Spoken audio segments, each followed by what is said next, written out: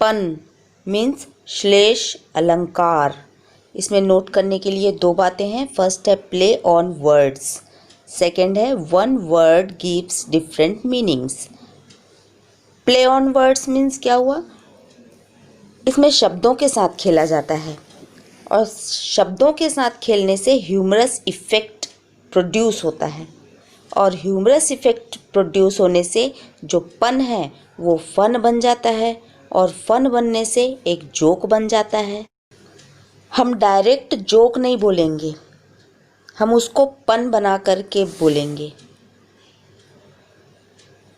एक humerus effect ला करके हम पन बनाएंगे जो कि एक फन बन जाएगा और फन बनने के बाद में क्या होगा, एक जोक बनेगा। सेकेंड है one word gives different meanings. एक शब्द के कई अर्थ निकलेंगे। आइए इसे कुछ उदाहरण से समझ लेते हैं।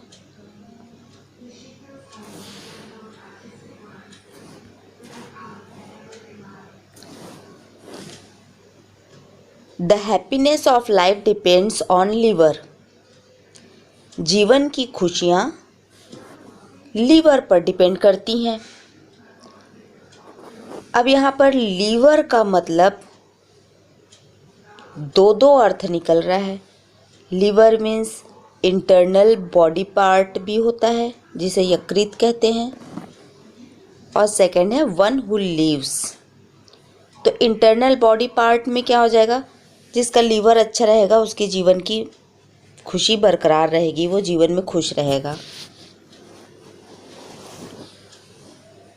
और अगर हम लेते हैं कि वन हु लिव्स, तो फिर क्या हो जाएगा, वो इंसान कैसा जीता है, कैसा रहता है, इस पर उसकी जीवन की खुशियाँ डिपेंड रहती हैं। नेक्स्ट एग्जाम्पल है Mumbai is a great haven for the world.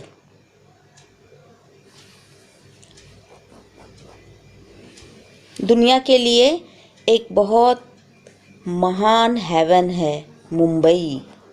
अब यहाँ पर हेवन के दो अर्थ निकल रहे हैं। पहला तो है हार्बर जिसे बंदरगाह कहते हैं, दूसरा है प्लेस ऑफ शेल्टर, रहने की जगह। तो अगर हार्बर में लेते हैं तो क्या हो जाएगा, मुंबई दुनिया के लिए एक बंदरगाह है, बहुत बड़ा बंदरगाह है। और अगर प्लेस ऑफ शेल्टर के रूप में लेते हैं तो हम क्या हो जाएगा, दुनिया के लिए मुंबई एक बहुत बड़ी आश्रय की जगह है। नेक्स्ट एग्जाम्पल है N ambassador is an honest man who lies abroad for the good of his country. Ambassador means होता है राजदूत, और राजदूत जो है वो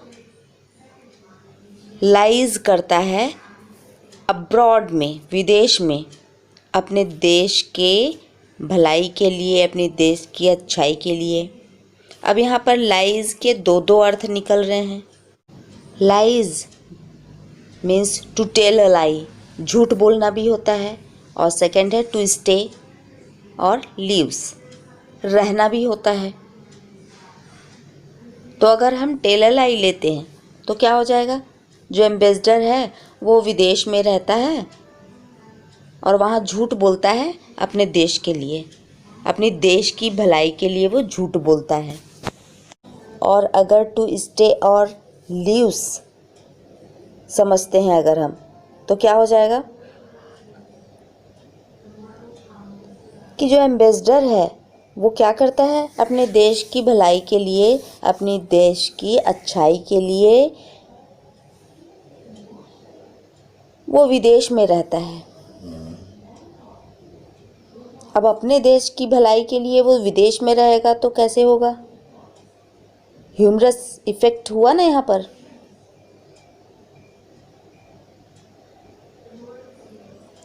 नेक्स्ट एग्जाम्पल है a woman powders the face while a soldier faces the powder. यहाँ पर फेस दो बार आ गया है, लेकिन फेस ही है ये, लेकिन फेस एक ही वर्ड है और जिसके दो दो मीनिंग निकल रहे हैं, एक तो चेहरा और दूसरा सामना करना या मुकाबला करना। तो अगर चेहरे से लेते हैं तो क्या हो जाएगा, a woman powders the face. महिलाएं क्या करती हैं, अपने चेहरे पर पाउडर लगाती हैं। While a soldier faces the powder, जबकि जो एक सैनिक होता है वो क्या करता है, मुकाबला करता है बारूद का, बॉम्ब का, ये सब चीज़ का, पाउडर्स का फेस करता है, पाउडर को फेस करता है, वो उनका सामना करता है।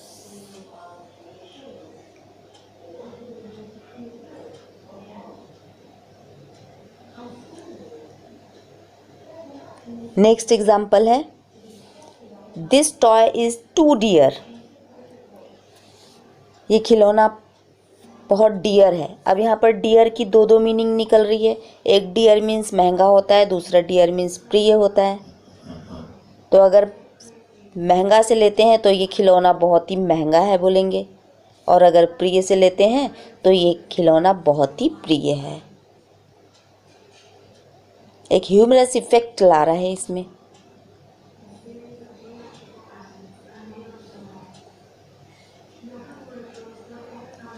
नेक्स्ट एग्जाम्पल है, a horse is a very stable. यहाँ पर स्टेबल का मतलब दो दो निकल रहा है, एक तो अस्तबल और दूसरा फर्म। फर्म मीन्स स्थिर, शांत।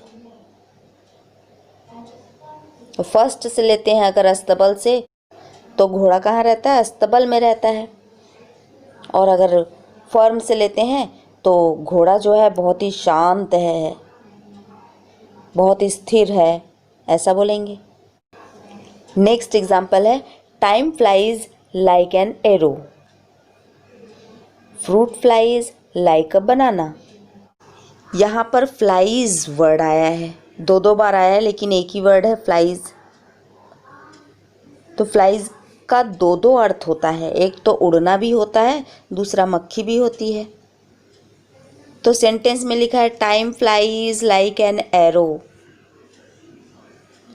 समय जो है एरो के समान उड़ जाता है। फ्रूट फ्लाइज लाइक अ बनाना। अब यहाँ पर फ्रूट फ्लाइज, फल उड़ते हैं ऐसा नहीं होगा, यहाँ पर फ्रूट फ्लाइज एक साथ है, जिसका मतलब होता है फलों में जो मक्खी बैठती है ना, उसको बोलते हैं। तो फ्रूट फ्लाइज जो है वो क्या पसंद करती है, बनाना, केला। फ्रूट फ्लाइज बनाना पसंद करती है, मक्खियाँ केला पसंद करती हैं।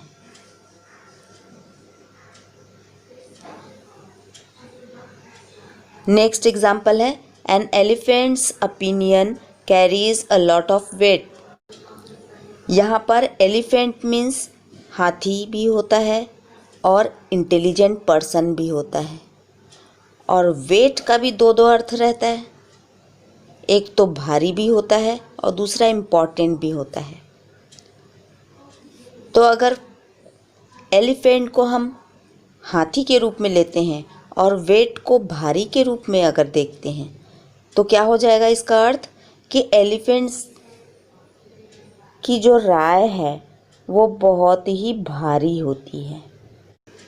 और अगर एलिफेंट को इंटेलिजेंट पर्सन के रूप में लेते हैं और वेट को इम्पॉर्टेंट के रूप में लेते हैं तो क्या हो जाएगा इसका मीनिंग, कि जो इंटेलिजेंट पर्सन की जो राय होती है वो बहुत ही इम्पॉर्टेंट होती है।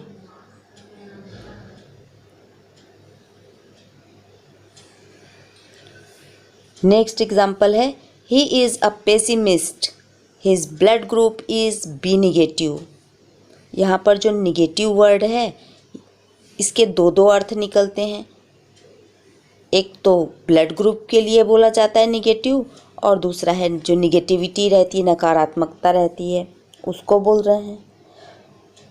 और पेसिमिस्ट मीन्स होता है निगेटिव पर्सन। तो इस सेंटेंस में कहा जा रहा है कि ही इज़ अ पेसिमिस्ट, वो बहुत ही निराशावादी व्यक्ति है। His blood group is B negative, और उसका ब्लड ग्रुप भी क्या है, बी निगेटिव है। तो ये सेंस निकल रहा है कि वो एक निराशावादी व्यक्ति है और निगेटिव भी है, नकारात्मक व्यक्ति भी है, उसकी सोच भी नकारात्मक है। एक लास्ट एग्जाम्पल और देख लेते हैं। Reading in sun makes you well red. यहाँ पर रेड का दो अर्थ निकल रहा है। एक रेड मीन्स लाल होता है, रेड कलर जिसको बोलते हैं, और दूसरा रेड का मतलब जो रीड रेड रेड होता है, वर्ब का सेकंड फॉर्म जो रहता है, जैसे रीड रेड रेड। तो स्पेलिंग तो सेम है, परंतु हमें प्रोनाउंसिएशन में क्या बोलते हैं, रीड रेड रेड। तो इस सेंटेंस में अगर लाल कलर से लेते हैं तो क्या हो जाएगा, reading in sun makes you well red.